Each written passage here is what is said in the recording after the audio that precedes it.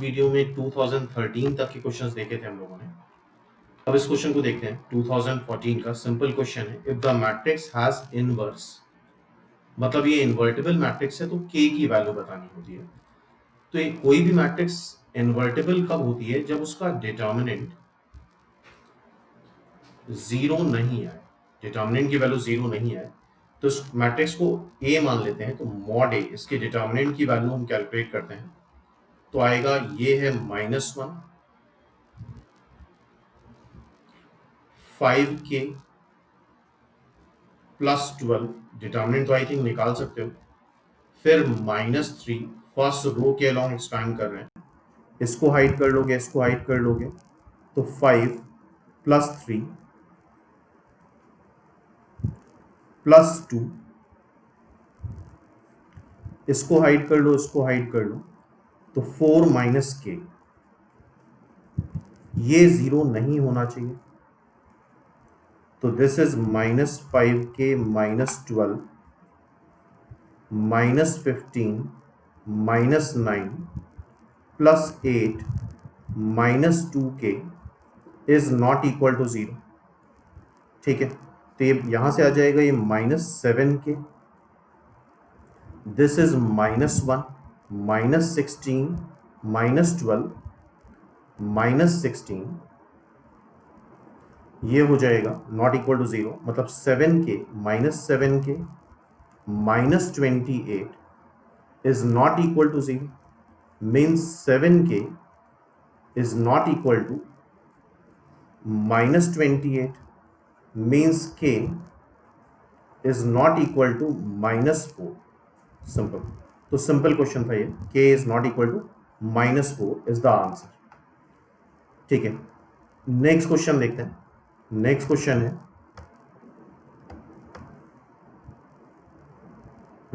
ये एक अच्छा क्वेश्चन है। एक मैट्रिक्स दे रखी है ABC BCA CAB, ABC का प्रोडक्ट 1 है, A इंटू A ट्रांसपोज भी 1 है। ठीक है, A एक मैट्रिक्स दे रखी है, इसका हम ट्रांसपोज निकाल लें तो रोज और कॉलम्स को इंटरचेंज करना होगा। और बाय द वे अगर देखोगे तो ये सिमेट्रिक मैट्रिक्स है, दिस इज सिमेट्रिक। तो इस केस में A transpose is equal to A के बराबर आएगा। अगर ध्यान से देखो, सिमेट्रिक मैट्रिक्स पड़ी होगी, रोज और कॉलम्स को इंटरचेंज करने पे कोई फर्क नहीं पड़ेगा। तो this is A transpose into A, दोनों सेम मैट्रिक्स हैं, मतलब ABC BCA CAB, फिर ABC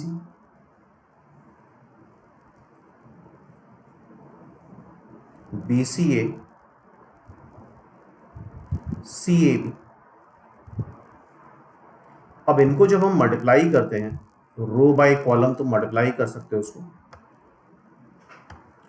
तो ध्यान से देखो, जब मल्टीप्लाई करोगे ये सभी रिजल्ट्स काफ़ी हद तक याद होने चाहिए, तभी निमसेट में स्पीड मेंटेन हो पाएगी।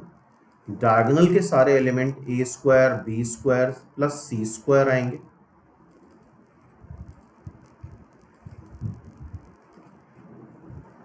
ये भी A² plus B² plus C² आएगा।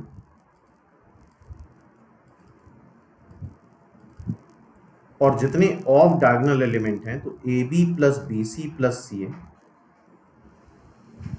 AB plus BC plus CA, AB plus BC plus CA, AB plus BC plus CA,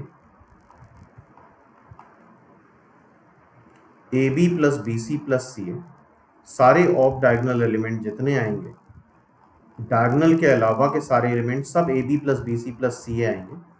and this is equal to I, ये I दे रखा है। I होता क्या है? 3x3 में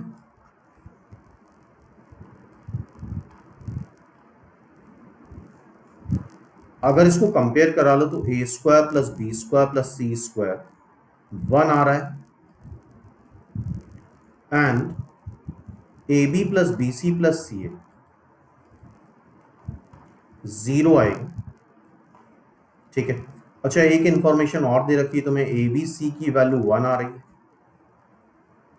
हमें A² B² C², अच्छा ठीक है, यहां से a plus B plus C का होल स्क्वायर आ जाएगा। देखो जरा, a plus B plus C का होल स्क्वायर अगर हम करते हैं तो आता है a square plus B square plus C square plus 2 times A B plus B C plus C A B plus B C plus C A plus B plus C का whole square 1 हो जाएगा। Sorry, A plus B plus C का whole square ही हमें निकालना है, तो A plus B plus C का whole square is equal into A square plus B square plus C square, ये 1 और ये 2 टाइम्स 0, तो दिस इज ऑल्सो 1। तो यहां से a plus B plus C तुम्हें मिल जाएगा plus minus 1। a plus B plus सी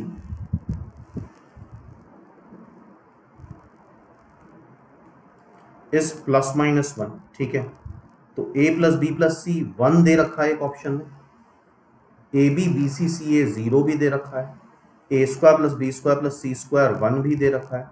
सारे ही ऑप्शन मैच कर रहे हैं, एक ऑप्शन ये भी मैच करा लेते हैं।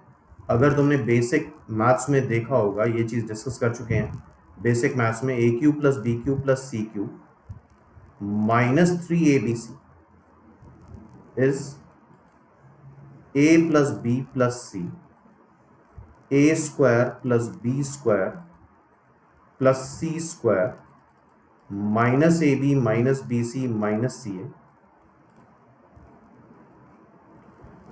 ठीक है, अच्छा ए बी सी तुम्हें 1 दे रखा है, यहां पे ए बी सी की वैल्यू 1 रख देंगे।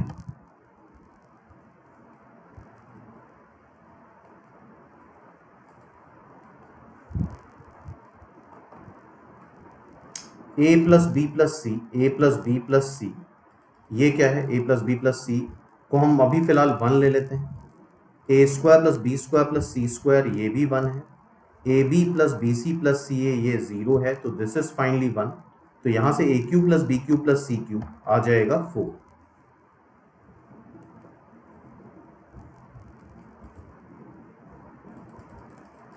तो इवन यहाँ पे चारों ही ऑप्शन सही हो रहे हैं। ऐसा नहीं होना चाहिए वैसे, ओनली 1 ऑप्शन करेक्ट में, लेकिन हर साल लिमसेट में होता है 2 से 3 क्वेश्चन में प्रॉब्लम रहती ही रहती है।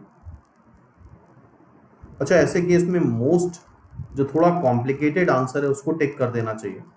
तो ये कॉम्प्लिकेटेड है, थोड़ा आसानी से नहीं आ रहा है, काफ़ी कैलकुलेशन करने पड़ रहे हैं। बाकी ये तो आसानी से आ गया था, ये भी आ गया था, तो डी टिक करना चाहिए ऐसे केस में। ठीक है, नेक्स्ट देखते हैं।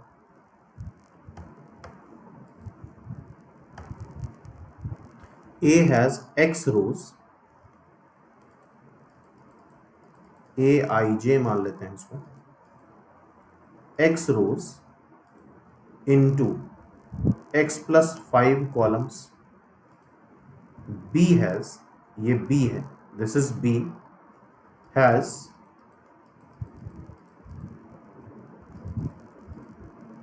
y rows and 11 minus y column. अच्छा, ए बी एग्जिस्ट करेगा, ए बी तब एग्जिस्ट करता है जब इसके नंबर ऑफ रोज, इसके नंबर ऑफ कॉलम, बी जो पोस्ट मल्टीप्लायर है उसके नंबर ऑफ रोज के बराबर आ जाए, मतलब x plus 5 is equal to Y. ठीक है, एंड बी ए तब एग्जिस्ट करेगा, बी ए है क्या, बी ए है y into 11 minus Y. A क्या है, ए है x into X plus Y, X plus 5। तो ये तब एग्जिस्ट करेगा जब 11 minus Y is equal to X हो जाए। ठीक है, सो नाउ यहां से हम बोल सकते हैं x plus Y is equal to 11, यहां से आ जाएगा x minus Y is equal to minus 5।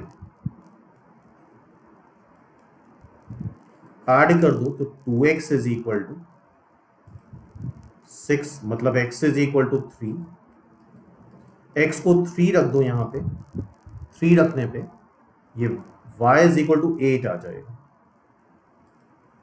x is equal to 3, y is equal to 8, x is equal to 3, y is equal to 8। c is the answer. इसका answer क्या हो गया, c हो गया। नेक्स्ट देखते हैं, ये भी एक सिंपल क्वेश्चन है 2017 का। 2a में क्या करें, इसको 2 से मल्टीप्लाई कर लो, तो 2a हो जाएगा तुम्हारा -2 4 2a 6 8 2a हो गया प्लस b, b क्या हो जाएगा 3 माइनस 2 1 5 माइनस एक्स उधर ले जाओ, इसके करस्पॉन्डिंग एलिमेंट्स ऐड कर लो 1 2 7 8 प्लस 5 13, ये अगर माइनस एक्स है तो एक्स निकाल लो, सबको माइनस से मल्टीप्लाई कर दो, -1 -7 -2 -13। देखो ऐसा कोई आंसर आ रहा है -1 -2, बी इज द आंसर। तो सिंपल क्वेश्चन था ये भी 2017 का। नेक्स्ट क्वेश्चन देखते हैं। ए ये दे रखा है और ये 16 टर्म की जीपी। अच्छा अगर फाइनाइट टर्म होते जीपी में तो आसान हो जाता, मतलब सॉरी इनफाइनाइट टर्म्स होते तो सीधे सीधे सम क्या आ जाता है आई अपॉन इनफाइनाइट जीपी का फर्स्ट टर्म मतलब आई माइनस कॉमन रेशियो मैट्रिक्स को ए मान लो। लेकिन अगर फाइनाइट टर्म्स हैं जीपी में तो ऐसे केस में पैटर्न ये रहना चाहिए, ए तुम्हें पता है आई थिंक ये ए होगा, या तो फिर इसको एक्स कर लो, दिस इज एक्स, ठीक है। एक्स स्क्वायर निकाल लेते हैं पहले और इसको हम जनरलाइज कर लेंगे, क्योंकि अगर फाइनाइट जीपी है तो first term 1 minus common ratio A मान लेते हैं मैट्रिक्स की power total number of terms upon first term की जगह आई माइनस कॉमन रेशियो, तो 17 तो निकालना ही पड़ेगा। तो एक्स स्क्वायर एक बार निकालते हैं क्या आता है देखते हैं।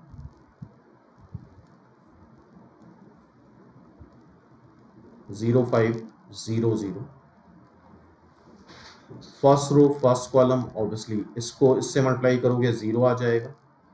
First row second column this into this 0, this into this 0, second row first column this into this, second row second column this into this 0 0 आ रहा है। अब इस मैट्रिक्स नल मैट्रिक्स को तुम किसी भी मैट्रिक्स से मल्टीप्लाई करोगे तो 0 ही आएगा, एक्स इंटू एक्स स्क्वायर कर दो तो नल मैट्रिक्स आएगी और फर्दर सारी ही नल मैट्रिक्स आएंगी।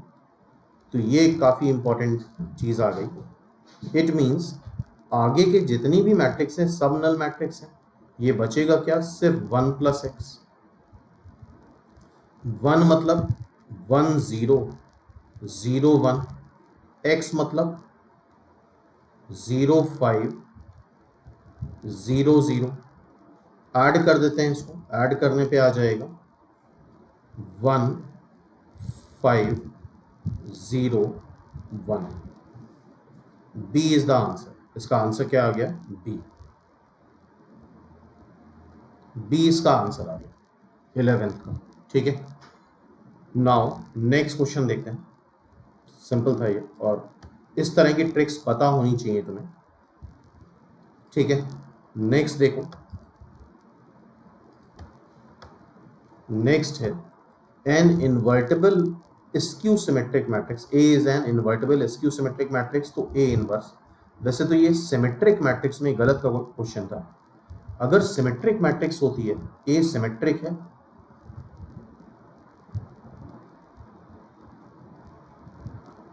तो दिस इंप्लाइज ए इनवर्स भी सिमेट्रिक होता है।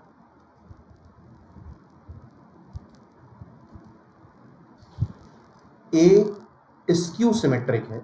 अब ध्यान से देखो ये गलत क्यों है। ए अगर स्क्यू सिमेट्रिक मैट्रिक्स है तो उसका डिटर्मिनेंट, अगर याद होगा, उसका डिटर्मिनेंट हमेशा 0 आता है, और अगर डिटर्मिनेंट आएगा तो ए इनवर्स एग्जिस्ट करेगा ही नहीं, does not exist. A inverse does not exist. Skew symmetric matrix होती क्या है, ए ट्रांसपोज माइनस ए के बराबर आ जाए।